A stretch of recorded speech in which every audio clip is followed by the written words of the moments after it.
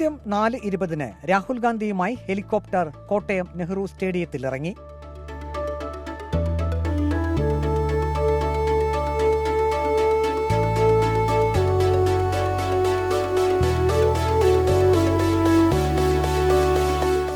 UDF സ്ഥാനാർത്ഥി Francis George, Thiruvanchoor Radhakrishnan, Mons Joseph ഉൾപ്പെടെ നേതാക്കൾ രാഹുൽ ഗാന്ധിയെ സ്വീകരിച്ചു.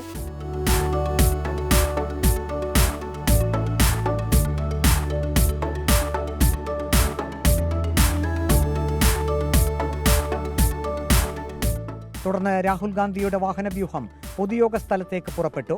രാഹുൽ ഗാന്ധിയുടെ പ്രസംഗം വേദിയിൽ കത്തിക്കയറുമ്പോൾ ഈ ചേട്ടൻ സമ്മേളന നഗരിക്ക് മുന്നിൽ നെഹ്റു, ഇന്ദിരാഗാന്ധി, രാജീവ് ഗാന്ധി, രാഹുൽ ഗാന്ധി, കെ കരുണാകരൻ, ഉമ്മൻചാണ്ടി എന്നിവരുടെ ചിത്രങ്ങൾ വിൽക്കുന്ന തിരക്കിലായിരുന്നു. ചിത്രം വാങ്ങാൻ എത്തിയവർക്കും കോട്ടയത്ത് UDF വിജയിക്കുമെന്ന കാര്യത്തിൽ യാതൊരു സംശയവുമില്ല. കോൺഗ്രസിന് 100% വിജയസാധ്യത. ഐക്യജനാധിപത്യ മുന്നണിയുടെ വോട്ട് വാങ്ങിയ ശേഷം LDFനോടൊപ്പം ചേർന്ന് പിണറായി വിജയന്റെ ദാസവേല ചെയ്യുന്ന തോമസ് ചാഴികാടന്റെ പരാജയം ഫ്രാൻസിസ് ജോർജിന്റെ കയ്യിൽ നിന്ന് തന്നെയായിരിക്കും കോട്ടയത്ത്. അതിന് യാതൊരു മാറ്റവുമില്ല. 100% ജനാധിപത്യ മതേതര വിശ്വാസികൾ രാഹുൽജിയുടെ വരവിന് ആവേശപൂർവ്വം സ്വാഗതം ചെയ്യുന്നു. ഓരോ വോട്ടുകളും ഫ്രാൻസിസ് ജോർജിന് നേടിക്കൊടുക്കുവാനാണ് രാഹുൽജിയുടെ ഈ പ്രയാണം, കോട്ടയത്തേക്കുള്ള പ്രയാണം.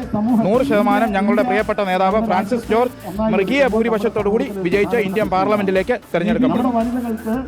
രാഹുൽ ഗാന്ധി പ്രധാനമന്ത്രിയാകുമെന്നാണ് തമ്പിച്ചായൻ പറയുന്നത്.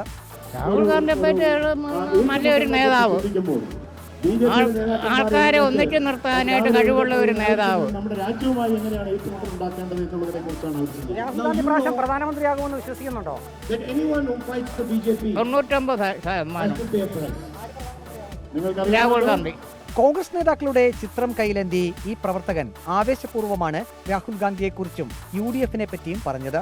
രാഹുൽ ഗാന്ധിയുടെ വരവ് 20 സീറ്റിലും ഗുണം ചെയ്യുന്ന പ്രവൃത്തിയാണ് ചെയ്തുകൊണ്ടിരിക്കുന്നത്.